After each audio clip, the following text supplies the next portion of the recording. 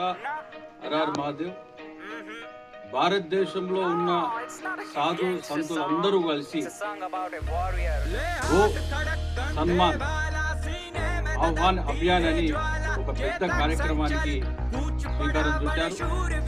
April 27వ తారీఖు భారతదేశంలో ఉన్నటువంటి ప్రతి మండలంలో ఉన్నటువంటి తహసీల్దార్ని అక్కడ ఉన్నటువంటి గోభక్తులు వెళ్ళి స్వయంగా కలిసి గో రక్షణ కోసం, గోవుల సంరక్షణ కోసం ఉన్నటువంటి చట్టాలని కఠినంగా అమలు చేయాలని ఈ పత్రాన్ని వారికి అందజేసి, అదేవిధంగా గోవుని జాతీయ మాతగా ప్రతిష్ఠించాలని ఒక డిమాండ్తో ఎటువంటి రాజకీయ పార్టీలు కానీ, ఎటువంటి స్వచ్ఛంద సంస్థలు కానీ సంబంధం లేకుండా కేవలం సాధు సంతులు మాత్రమే భారతదేశంలో వాళ్ళందరూ కలిసి ఒక మహత్తరమైనటువంటి, చాలా అవసరమైనటువంటి ఆవుకి కావలసినటువంటి చట్టాల కోసం వాళ్ళందరూ కూడా దేశవ్యాప్తంగా తిరుగుతూ ఈరోజు మన యుగ తులసి గోమా క్షేత్రానికి వచ్చారు.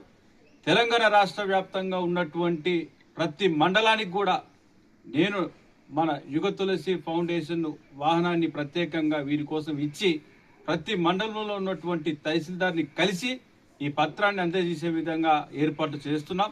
కావున మీ ప్రాంతంలో ఉన్నటువంటి ఆ మండలంలో ఉన్నటువంటి గోభక్తుడు ఖచ్చితంగా మీరు స్వయంగా మీ బాధ్యతగా గో రక్షణ కోసం మీరు నిలవలసినటువంటి సమయం ఆసన్నమైంది. 27 ఏప్రిల్ 2026 రోజు ఈ పత్రాన్ని స్థానిక తహసీల్దార్కి ఆ మండలంలో మీరు అందజేయాలని చెప్పేసి ఈ సందర్భంగా విజ్ఞప్తి చేస్తున్నా. జై గోమాత.